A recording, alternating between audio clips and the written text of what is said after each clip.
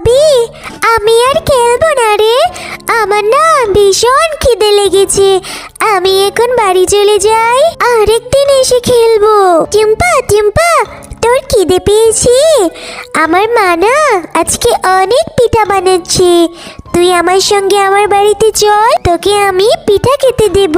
সত্যি ববি, তুই আমাকে পিঠা খেতে দিবি? আমারও না পিঠে খেতে অনেক ভালো লাগে, কিন্তু আমার মা আমাকে পিঠে করে দেয় না। হ্যাঁ রে টুম্পা, আমার মা না ভাপা পিঠা বানাচ্ছে। তোকে আমি অনেক পিঠা খেতে দেব, আমার সঙ্গে চল। এরপর টুম্পা ববির সাথে ববিদের বাড়িতে পিঠা খাওয়ার জন্য চলে যায়। মা, তুমি পিঠে বানাচ্ছো? কত সুন্দর সুগন্ধ বের হচ্ছে। আমি না টুম্পাকে নিয়ে এসেছি, তুমি আমাকে আর টুম্পাকে ভাপা পিঠে দাও তো। ববি, তোকে নিয়ে না আর পারি না। কতগুলো টাকা খরচ করে গুড় চিনি ময়দা এনেছি পিঠে বানাবো। নিজে খাবি খাবি, আবার এই রাস্তা থেকে এই ভিখারিকে তুলে এনেছিস। মা, তুমি এভাবে কেন বলছো? টুম্পারা তো একটু গরিব, ওর মা না ওকে পিঠে করে দিতে পারে না। তুমি আমাকে যে পিঠাটা দিতে ওইটুকু দাও, আমি আর টুম্পা ভাগ করে খাবো। এরপর ববির মা বাঘিনী তাদেরকে দুটো পিঠে দেয়, আর সেই পিঠা দুটো টুম্পা আর ববি কাড়াকাড়ি করতে যেয়ে টুম্পার হাত থেকে পড়ে যায়, আর মাটিতে পড়ে পিঠা দুটো নষ্ট হয়ে যায়। এই টুম্পা, এই পিঠা দুটো ফেলে তুই নষ্ট করলি কেন? এই জন্যই তো তোদের মতো ভিখারিদের দেখতে পারি না। নিশ্চয়ই লুপ সামলাতে পারিসনি। কেন রে, এসেছিস পিঠা খেতে, আবার আমার মেয়ের হাতে থেকে পিঠে দুটোকে নিয়ে নষ্ট করে দিলি? বেরিয়ে যা, যা বলছি, আমার বাড়ি থেকে এক্ষুনি বেরিয়ে যা, আর কখনো আসবি না। কাকিমা, তুমি এভাবে কেন বলছো? আমি তো ইচ্ছে করে পিঠে দুটো নষ্ট করিনি, আমার হাত ফসকে পড়ে গেছে। আর তুমি আমাকে বারবার ভিখারি ভিখারি কেন বলছো? আমার মারও অনেক টাকা আছে, আমি আমার মাকে বলবো আমাকে পিঠে বানিয়ে দিতে। মা, আমার মনটা না একদম ভালো নেই। আমি তোমার কাছে একটা আবদার করব, বলো আমাকে দিবে? আমাকে পিঠে করে দাও না মা। টুম্পা, হঠাৎ করে যে পিঠে খাওয়ার বায়না করছিস, কি হয়েছে তোর? আর পিঠে করতে যে অনেক টাকা লাগবে, আমি এত টাকা কোথায় পাবো? জানো মা, আজকে না ববিদের বাড়িতে পিঠে করেছি। আমি ববির সাথে গিয়েছিলাম, ববির মা পিঠে খেতে দিয়েছে। আমার হাত থেকে পিঠের থালাটা পড়ে পিঠে দুটো নষ্ট হয়ে গিয়েছে। আর ববির মা বাঘিনী কাকি আমাকে বিক্রি বলেছে, অনেক বকাবকিও করেছে। তুই কেন গিয়েছিস রে মা পিঠে খেতে ওই বাড়িতে? আচ্ছা ঠিক আছে, আমি আজই ম্যাডামের বাড়িতে গিয়ে কিছু টাকা এনে মুদি দোকান থেকে গুঁড়া চিনি কিনে তোকে পিঠে করে দেব।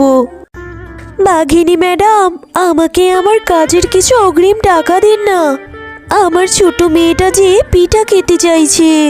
আরে শেফালি, তুমি কিছুদিন আগেই তো আমার থেকে তোমার বেতনের টাকাটা নিয়ে নিলে, এখন আবার আমার কাছে টাকা চাইছো? আমি কি টাকার গাছ লাগিয়েছি যে তোমাকে চিড়ে চিড়ে দেব?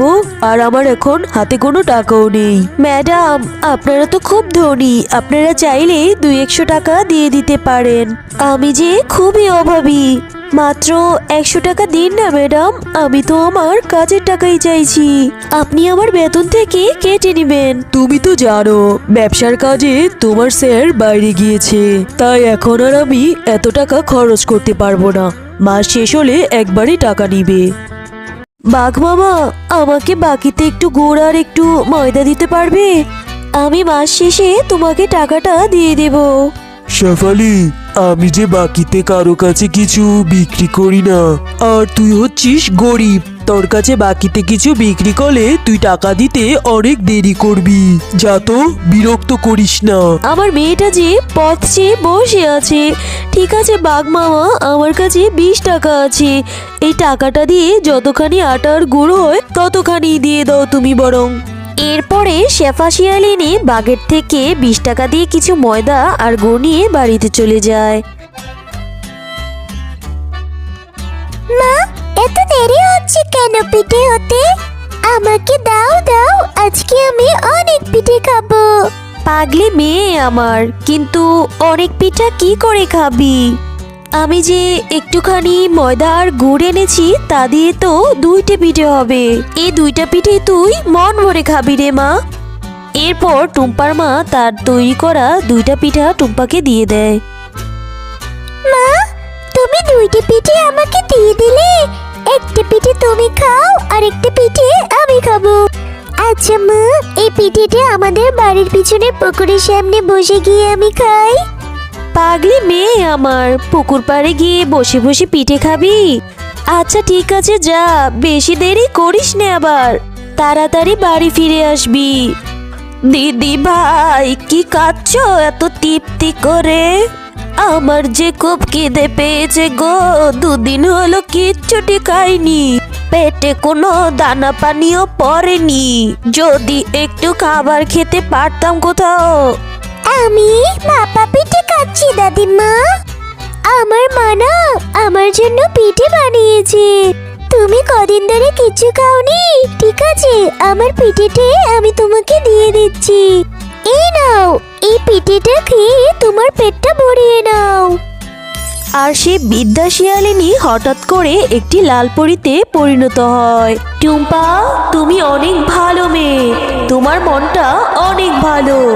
আমি তোমার মন পরীক্ষা করছিলাম, তুমি তোমার এত পছন্দের পিঠেটা আমাকে দিয়ে দিলে। এই নাও, আমি তোমাকে এই জাদুর পিঠেটি দিচ্ছি। এটা তুমি তোমাদের বাড়ির উঠোনে রোপণ করবে, আর এইটা থেকে হরেক রকমের একটি পিঠা গাছ হবে। আর সেটা থেকে তুমি আর তোমার মা অনেক পিঠে খেতেও পারবে, আর সেটা বাজারেও বিক্রি করতে পারবে।